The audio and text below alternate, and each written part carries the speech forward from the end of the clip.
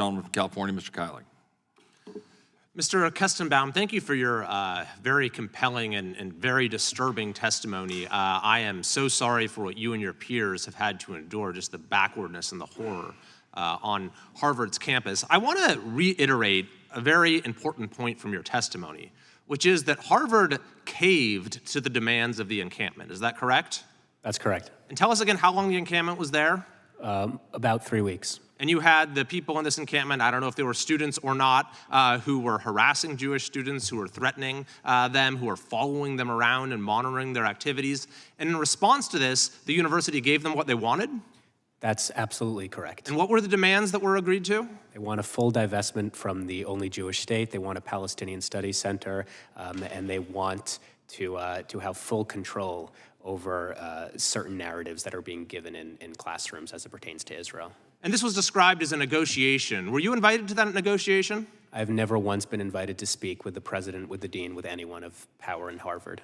So this is the important point. And you have these university presidents, and this has become a trend now, of university presidents caving to the demands of the encampments. And then they pat themselves on the back, they say, oh, the reasoned dialogue. That's how we got here. Dialogue is the answer. This is not dialogue. This is the opposite of dialogue. Dialogue involves a reasoned consideration of different points of view. Dialogue is not the preferred mode of operation for anti-Semites and anarchists and terrorists and their sympathizers because their arguments are terrible. They're morally bankrupt. They're repugnant. And so they prefer to do things by force. And now you have university administrations that are rewarding that mode of operation by saying the way that you get to be part of this negotiation is not by representing a significant voice on campus, not by someone who's been victimized by the things that are going on campus. Rather, the way that we will negotiate with you is if you engage in illegal activities and violate the university's rules and harass other students. And we're seeing this at more and more universities now. Just today, Sonoma State, which is a university in California, announced that they were, in response to the encampment there, basically adopting the full BDS program.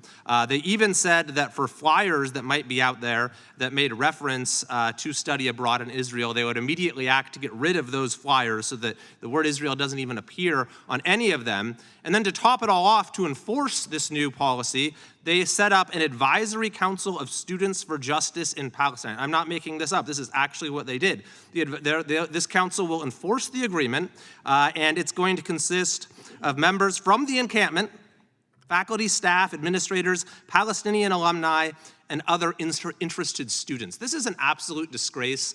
Any leader at Sonoma State who is party to this needs to resign immediately. They're institutionalizing anti-Semitism.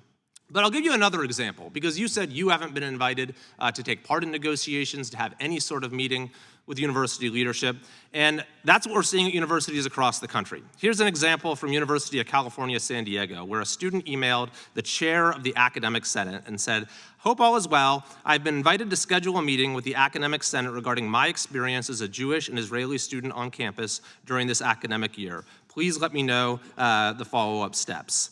The response, and this is from John Hildebrand, the chair of the Academic Senate at UCSD, says, "I apologize, but we can't meet with you at this time. There is a lot going on, and it's just not possible just now.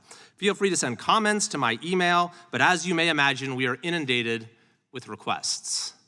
This is an absolutely shameful state of affairs, where you have the voice of Jewish American students that is being sidelined, the people who are most affected by what's going on our campuses, but the people who are creating the disruption, who are engaging in harassment, who are engaging in threats of violence, and even in some cases acts of violence, are being elevated, are being given a privileged position, and then are having their anti-Semitic, anti-Israel demands actually being agreed to by the administration. So this has become a much bigger problem than just the sort of scenes that we are seeing that are so disturbing, that have been described by our witnesses today.